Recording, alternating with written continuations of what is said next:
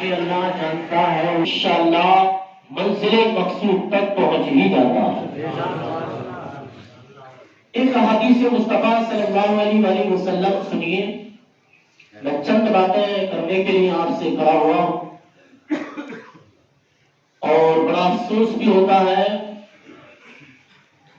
اور کچھ لوگ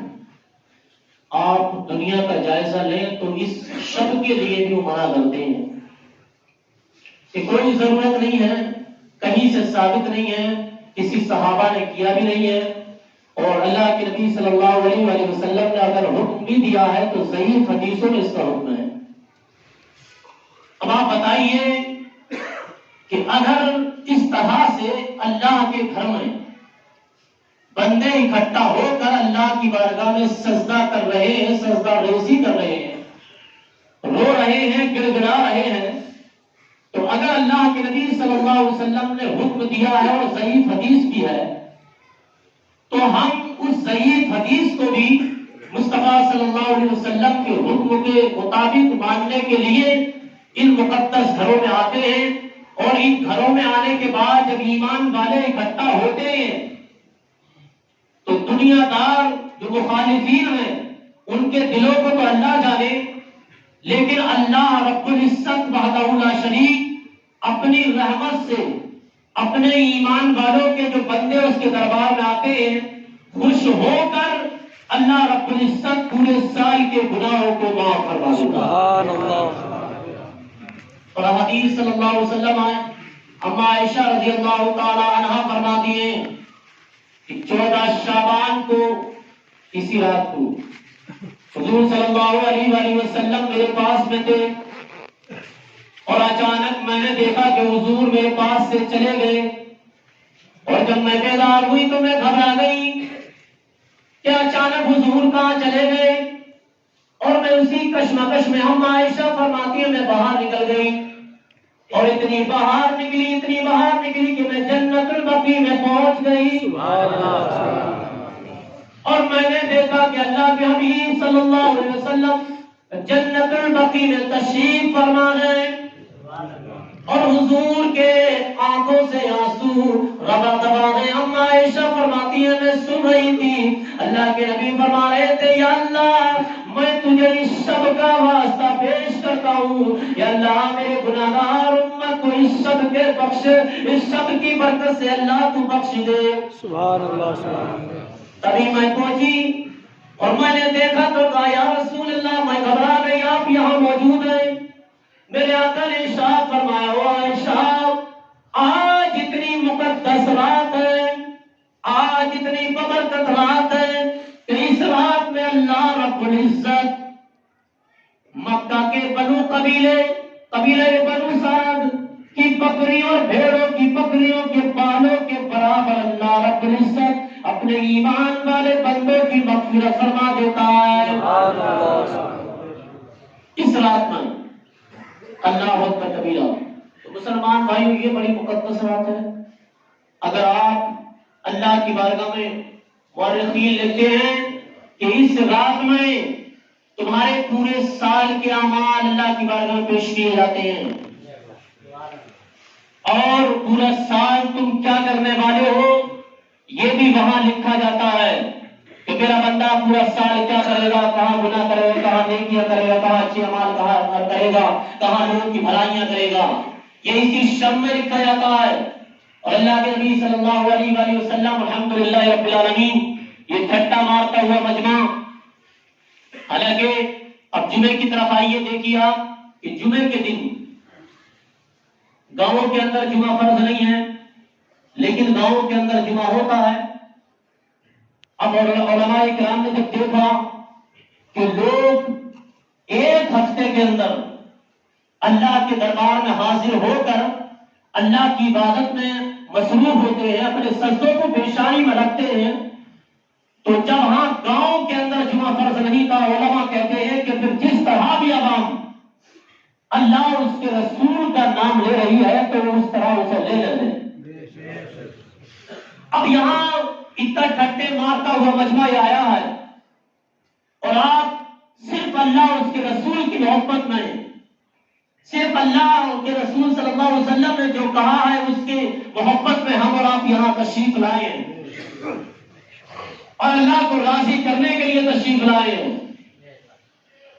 اب حقیقت تو یہ ہے کہ جب تک ہم مسجد سے اٹھے نہیں، جب تک کہ ہمیں یقین کامل نہ ہو جائے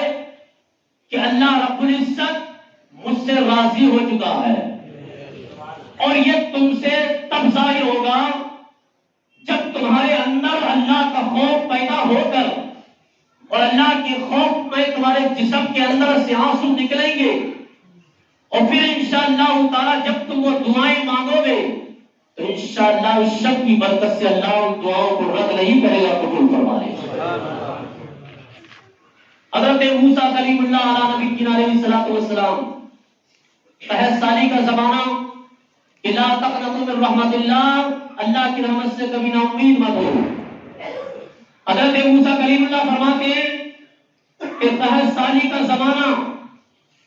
اور اتنی قحط ساری پڑ گئی، اتنی پریشانی پڑ گئی کہ لوگ پریشان ہونے لگے، اور جانور پیاس کی وجہ سے شدت سے پریشان ہو گئے. حضرت موسیٰ کلیم اللہ کوہ طور پر تشریف لے گئے، اور لے جانے کے بعد اللہ کی بارگاہ میں دعا کیے، پروردگار عالم اپنی رحمت سے یا اللہ کو اپنی رحمت کی بارش فرما دے. کوہ طور پر حضرت موسیٰ کلیم اللہ علیہ الصلوۃ والسلام تشریف لے گئے تو اللہ کی طرف سے آواز آئی، موسیٰ تمام بستی کے اندر جاؤ اور اعلان کرو کہ تمام بستی والے جنگل میں پہنچ کر اور اللہ کی بارگاہ میں دعا کریں، اللہ رب العزت ان تمہارے امتیوں کی دعاؤں کے صدقے سے اللہ اپنی رحمت کی بارش فرما دے گا. ایک ایمان والے کی طاقت دیکھیے، ایک ایمان والے کی شان دیکھیے. اور قرآن عظیم میں تو خلاصہ ہے، تیسرے سپارے میں پہلے ہی صفحے میں اللہ فرماتا ہے کہ جب تک ایک ایمان والا بھی دنیا میں رہے گا تب تک قیامت نہیں آئے گی. ایک ایمان والے کی طاقت دیکھیں. حضرت موسیٰ کلیم اللہ نے پوری بستی کو اکٹھا کیا اور کہا چلو اللہ رب العزت تم سے ناراض ہے، اسے راضی کرنے کے لیے بیابان میں پہنچو. اور جب تمام بستی اکٹھی ہو کر پہنچ گئی، اللہ اکبر دعائیں کرنے لگے. اللہ اکبر کبیرہ، پھر بھی دعا قبول نہ ہوئی. پھر حضرت موسیٰ کلیم اللہ دوبارہ دوسرے دن پھر گئے. کہا پروردگار اب کیا ہوا؟ کہا موسیٰ کلیم اللہ سب نے توبہ کر لی ہے، سب کی دعاؤں میں اثر ہے، لیکن انہی اللہ اکبر ان بندوں میں ایک میرا بندہ اتنا گناہگار ہے کہ وہ توبہ نہیں کر رہا ہے، اس کی عوض میں اپنی رحمت کی بارش نہیں کر رہا ہوں. ہو سکتا ہے کہ ہمارے گناہوں کی عوض ہماری روزی بند کر دی جاتی ہو. اللہ کے نبی صلی اللہ علیہ وسلم فرماتے ہیں کہ صبح کو روزی تقسیم کی جاتی ہے، اس لیے کہ فجر کی اذان سے پہلے اپنے دروازے کھول دیا کرو. کہیں ایسا تو نہیں ہو کہ فرشتے روزی لے کر تمہارے دروازے پر ہو، تمہارے دروازے بند ہو. اس لیے اللہ کے نبی صلی اللہ علیہ وسلم نے کہا فجر کی نماز پڑھو. جب فجر کی نماز پڑھو گے تو تمام کام تمہارے آسان ہوں گے. آج جو کام ہمیں کرنے تھے وہ غیر کر رہے ہیں، اور غیر لوگ کامیاب ہیں، وہ اپنے مشن میں کامیاب ہیں، صحت و تندرستی میں کامیاب ہیں، وہ ہر جگہ فٹ ہیں. اس لیے کہ اللہ کے نبی صلی اللہ علیہ وسلم آپ کثرت کرو گے تو کثرت کرنے سے بہتر یہ ہے کہ صبح کو اٹھ کر 4 رکعت نماز پڑھو، اس میں بھی کثرت ہے. تمہاری صحت بھی بنی رہے گی اور اللہ کا فرض بھی عطا ہوتا رہے گا، اور تمہارے دروازے جلدی کھلیں گے، فرشتے روزی لے کر آ جائیں گے تو تمہارے مکان پر اللہ کی روزی اتر جائے گی. موسیٰ کلیم اللہ کہتے ہیں او لوگوں میں کوہ طور پر گیا ہوں،